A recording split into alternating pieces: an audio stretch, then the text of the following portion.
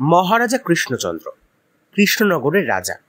আজকাল খবরের কাগজ পড়ুন বা টিভির নিউজ চালালে এই নামটা আপনি শুনতে পাবেনই, কারণ এই নামটা ঘিরেই শুরু হয়েছে জোর বিতর্ক, রাজনৈতিক তরজা। চলুন আজকের ভিডিওতে আমরা একটু খুঁজে দেখি ঠিক কি ঘটেছিল সেই সময়, কেন এত জোর বিতর্ক মহারাজা কৃষ্ণচন্দ্রকে নিয়ে। মহারাজা কৃষ্ণচন্দ্রের মহান চরিত কথা বর্ণনার আগে আপনাকে বাংলার একটি লৌকিক ছড়ার কথা বলি।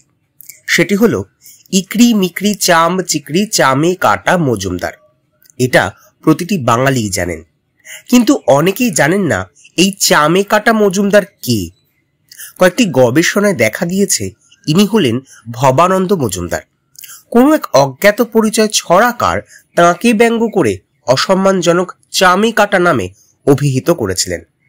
এর পিছনে অবশ্য একটি যুক্তিগত কারণও রয়েছে। সে সময় আকবর বা জাহাঙ্গীর বাংলার 12 ভূঁইয়াদের দাপটের সামনে এগুতেই পারছিলেন না। তখন 12 ভূঁইয়াদের সর্বনাশ করতে এই বাংলায় খাল কেটে কুমির এনেছিলেন ভবানন্দ মজুমদার। 1605 খ্রিস্টাব্দে তিনি রাজা প্রতাপাদিত্যকে ধরার জন্য মুঘল সেনাপতি মান সিংহকে প্রচুর সাহায্য করেছিলেন। বাংলায় মুঘল আধিপত্য স্থাপনের জন্য ভবানন্দর উদ্যোগ জাহাঙ্গীর ভোলেননি। 1606 খ্রিস্টাব্দে তিনি নদিয়া মাহাতপুর সহ 14টি পরগনা তাকে দান করেন। তাকে মজুমদার উপাধি প্রদান করেন এবং প্রভূত অর্থ মণিমাণিক্য উপহার দিয়েছিলেন। ভবানন্দ মজুমদারের অষ্টম পুরুষ কৃষ্ণচন্দ্র রায়। মহারাজা কৃষ্ণচন্দ্রকে অনেকে আবার নেমাক হারাম বলে থাকেন। কেন? চলুন একটু এই উত্তরটা খুঁজে নিই। রাজা কৃষ্ণচন্দ্রের বিশ্বাসঘাতকতা বা নেমক হারামি নিয়ে যে বিতর্ক উঠেছে তার শুরু এই ভবানন্দ থেকেই। সুতরাং সনাতন ধর্ম প্রসঙ্গ উত্থাপন করে কলঙ্ক মোচনের যে চেষ্টা চলছে ওসব বাতুলতা মাত্র। ভবানন্দ এবং কৃষ্ণচন্দ্র উভয়ই আপন স্বার্থ ছাড়া কিছুই দেখেননি। তবে কৃষ্ণচন্দ্র ছিলেন অত্যন্ত ধুরন্ধর প্রকৃতির মানুষ। সেই সময় সিরাজকে ধরিয়ে দেওয়ার জন্য যে গোপন মন্ত্রণা হয়েছিল সেখানে কৃষ্ণচন্দ্র ছিলেন না। ছিলেন জগৎ শেঠ, মির্জাফর, উমিচাঁদ, মহারাজা মহেন্দ্র, রাজা রামনারায়ণ, রাজা রাজবল্লভ, রাজা কৃষ্ণদাস রায়, দুর্লভ ইয়ার, লতিফ খোঁজা, ওয়াজিদ প্রমুখ। সেখানে জগৎ শেঠই বলেন এই গোপন মন্ত্রণালয়ে রাজা কৃষ্ণচন্দ্রকে আহ্বান করা হোক। সেই আহ্বান পেয়ে প্রথমেই পা বাড়াননি কৃষ্ণচন্দ্র। প্রাথমিকভাবে ব্যাপারটার তল মাপতে তিনি নিজে সেই মন্ত্রণালয়ে না গিয়ে পাঠালেন তাঁরই বিশ্বস্ত মন্ত্রী কালীপ্রসাদ সিংহকে। তাকে বললেন, তুমি একবার হাওয়াটা বুঝে এসো। কালীপ্রসাদ ব্যাপারটা বুঝে এসে কৃষ্ণচন্দ্রকে সব বললেন। সেই মতো এক গভীর রাতে জগৎ শেঠের বাড়িতে শুরু হলো সিরাজকে সরিয়ে দেওয়ার গোপন ষড়যন্ত্র। সেখানে কৃষ্ণচন্দ্রের কাছে সিরাজকে অপসারণের কৌশল সম্পর্কে সকলে জিজ্ঞাসা করেন। কৃষ্ণচন্দ্র বললেন, সিরাজের মতো একজন জবানকে অবশ্যই দ্রুত সিংহাসন থেকে সরিয়ে দেওয়া দরকার।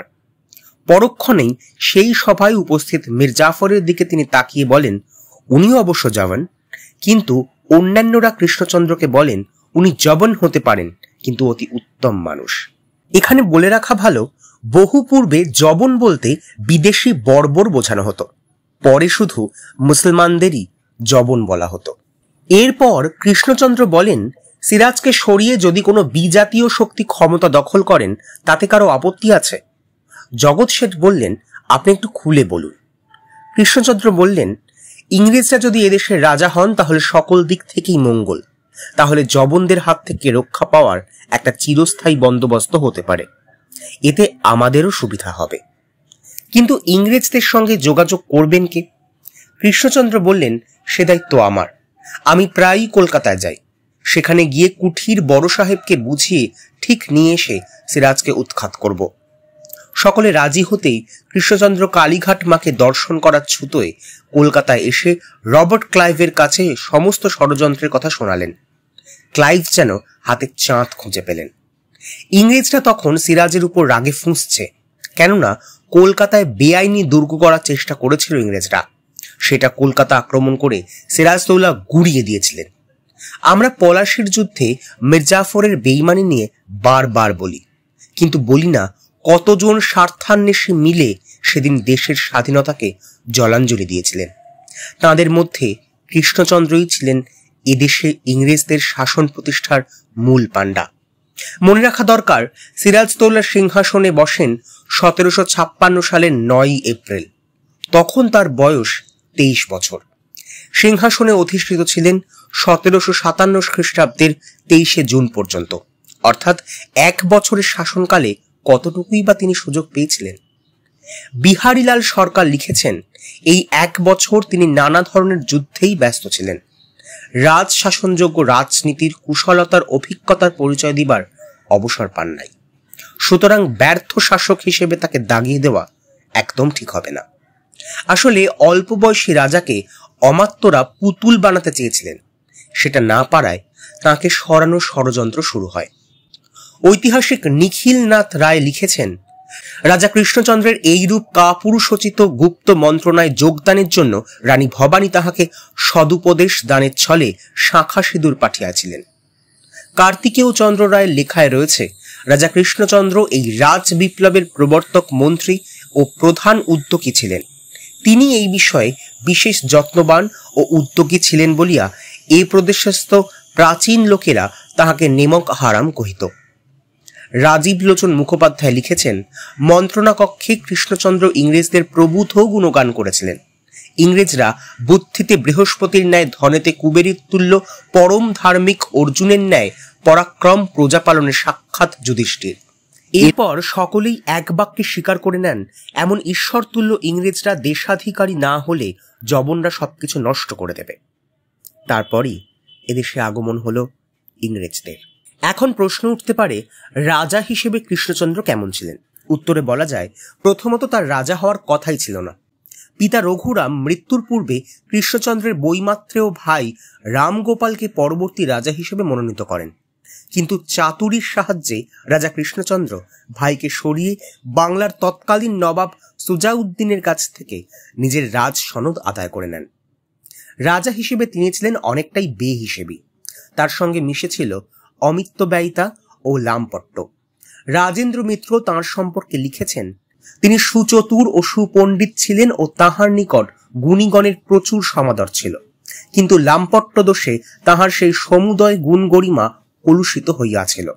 শুধু তাই নয়, অষ্টাদশ শতকের শেষার্ধে এবং ঊনবিংশ শতকের প্রথমার্ধে বাংলা সাহিত্য ও সমাজে যে রুচি বিকৃতির আমদানি হয়েছিল, তার কারণ হিসেবে কৃষ্ণচন্দ্রকেই চিহ্নিত করেছিলেন রাজেন্দ্রলাল। বারবার দেখা গিয়েছে তিনি রাজকর দিতে সমস্যায় পড়তেন, সেজন্য তাকে কারাবাস করতে হয়েছে।